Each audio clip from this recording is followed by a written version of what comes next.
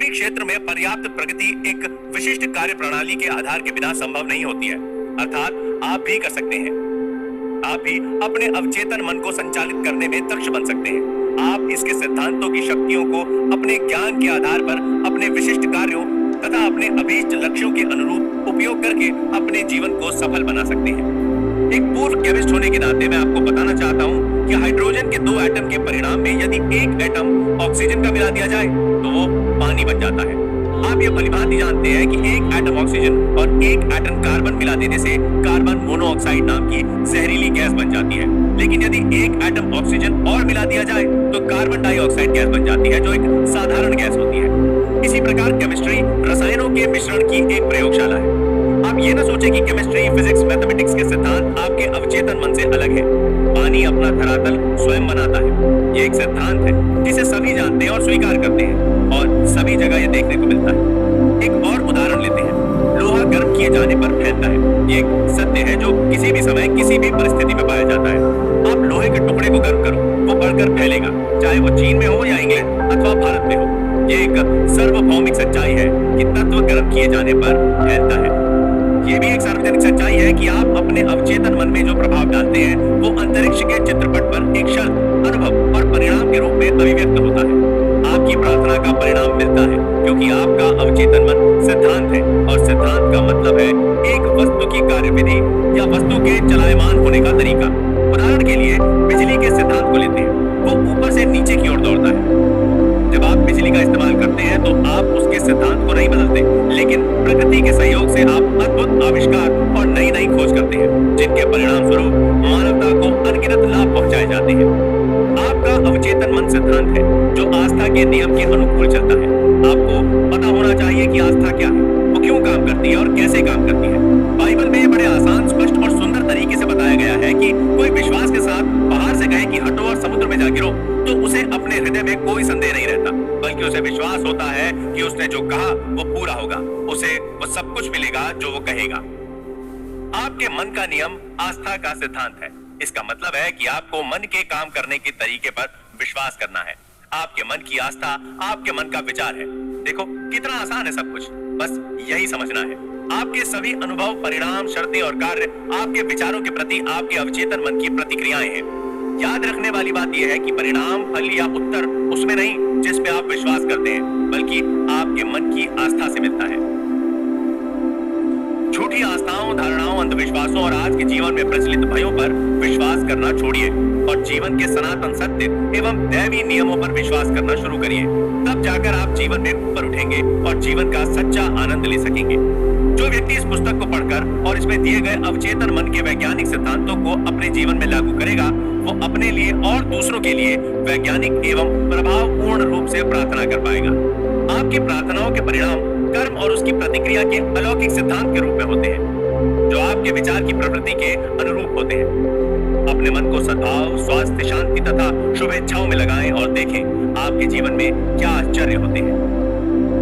आपका मन दरअसल में एक है, किंतु उसके दो स्पष्ट भाग हैं। दोनों की विशेषताएं अलग हैं। सभी बुद्धिमान लोगों को मालूम है कि दोनों विभागों को एक रेखा अलग करती है। दोनों के कार्य बुनियादी रूप से एक दूसरे से अलग है। प्रत्येक विभाग को अलग अलग विशिष्ट शक्तियां और गुण मिले हैं। दोनों की पद्धति आपके मन के कामों को सामान्यतः दो पालों में बांट देती है। एक उद्देश्य मूलक मन और दूसरा व्यक्ति मूलक मन, चेतन मन और अचेतन मन। दूसरे शब्दों में जो सतह पर दिखाई देता है, यानी जो आप दिखाई देते हो, और दूसरा आपके अंदर का मन जो आपके अंदर है, दिखता नहीं। इसे स्वैच्छिक मन और अनैच्छिक मन अथवा पुरुष और स्त्री मन जैसे अनेक प्रकार से कहा जा सकता है। इस पुस्तक में सभी जगह आपको इन दो मनों के लिए चेतन और अवचेतन शब्दों का प्रयोग मिलेगा। इन दो मनों के कार्यकलापों को समझने का एक नायाब तरीका है। मान लीजिए कि आपका मन एक बाग है और आप उस बाग के मालिक हैं। आप दिन भर अपने विचारों के बीज बोते हैं। ये वे विचार हैं जिन्हें आप अपनी आदतों के अनुरूप सोचते हैं। जैसे विचारों की बुवाई करते हैं, वैसे ही परिणाम आपके शरीर और आपके आसपास मिलते हैं। सुख, शांति, सही कामों, शुभ इच्छाओं और खुशहाली के विचारों का रोपण करना शुरू करें। धैर्य से बैठकर पूर्ण रुचि के साथ इन गुणों पर चिंतन करें और उन्हें पूर्ण रूप से अपने चेतन मन में अर्थात अपने सोचने समझने के मन में स्वीकार करें, उन्हें अंगीकार करें। अपने मन के बगीचे में इन विश्लेषण बीजों की बुआई करें और उनकी शानदार फसल का लाभ कमाएं। आपके अवचेतन मन की मिट्टी खूब उपजाऊ है, जिसमें सभी प्रकार के बीज उग जाते हैं, अच्छे भी और बुरे भी। लेकिन जरा सोचिए, क्या कांटों को रोपने से कहीं अंगूर मिलेंगे या गोखरू के पेड़ में अंजीर लगेंगे?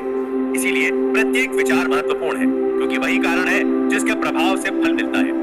इसीलिए यह जरूरी है कि आप अपने विचारों पर नियंत्रण रखें, जिससे आपको वही परिणाम प्राप्त हो जैसा आप चाहते हैं। जब आपका मन सही रास्ते पर चलने लगेगा, जब आप सच को समझना शुरू कर देंगे, जब आपके अवचेतन मन में रचनात्मक, मधुर और शांतिपूर्ण विचार जमा होने लगेंगे, तब आपके अवचेतन मन की जादुई शक्ति में प्रतिक्रिया होगी और आपके जीवन में मधुर परिस्थितियां पैदा होंगी। आपके आसपास का वातावरण सहज बन जाएगा, प्रत्येक कार्य में सफलता मिलती जाएगी। जब आप अपने सोचने विचारने पर नियंत्रण शुरू कर देंगे, तो आपका अवचेतन मन इस शक्ति का उपयोग अपनी समस्या या परेशानी में भी कर पाएगा। दूसरे शब्दों में, आप वस्तुतः उस अनंत शक्ति और सर्वशक्तिमान नियम के सजग अनुयायी बन जाएंगे जो समस्त संसार को चलायमान रखता है। आप जहाँ रहते हैं वहाँ चारों ओर देखेंगे तो पाएंगे कि अधिकांश लोग शून्य जगत में रहते हैं और विवेकपूर्ण एवं ज्ञानी जन अभिलाषापूर्ण, अर्थपूर्ण जीवन को चुनते हैं। याद रखें, अर्थपूर्ण जीवन अर्थात आपके विचार, आपकी भावनाएं और कल्पनाएं ही आपके शून्य जगत का निर्माण करती है। इसीलिए यही रचनात्मक शक्ति और वो सब कुछ जो आप अपने जीवन में देखते हैं, उसे जाने अनजाने में आपके भीतर के मन ने बनाया है। आपके चेतन और अवचेतन मन के आदान प्रदान का ज्ञान आपके संपूर्ण जीवन को बदल सकता है। अपने आसपास की दशा बदलने के लिए आपको उसके कारण को बदलना होगा। अधिकांश लोग दशा और परिस्थिति बदलने के लिए उसी में करना शुरू कर देते हैं। विवाद, उलझन, अभाव, बंधनों को दूर करने के लिए आपको उनके कारण को अर्थात उस तरीके को बदलना होगा जिसके जरिए आप चेतन मन का प्रयोग कर रहे हो। दूसरे शब्दों में, जिस दिशा में आप सोच रहे हैं और मन का प्रयोग कर रहे हैं, उसे बदलना होगा। आप असीमित दौलत के अथाह सागर में रह रहे हैं। आपका अवचेतन मन आपके विचारों के प्रति बहुत नाजुक है, तुरंत सक्रिय हो जाता है। आपके विचार ही वो शक्तिपुंज है जिसके माध्यम से आपके अवचेतन की अपरिमित बुद्धि, ज्ञान, महत्वपूर्ण शक्तियां और ऊर्जाएं निर्गत होती है। आपके मन के नियमों का व्यवहारिक प्रयोग, जैसा कि इस पुस्तक के प्रत्येक अध्याय में दिया गया है, आपके जीवन में अभावों को दूर करके संपन्नता लाएगा, अंधकार की जगह प्रकाश लाएगा, भय को दूर करके विश्वास लाएगा, विवाद की जगह सौहार्द लाएगा, विफलता के स्थान पर सफलता लाएगा और साधारण जीवन से उन्मुक्त होकर खुशहाल जीवन प्रदान करेगा।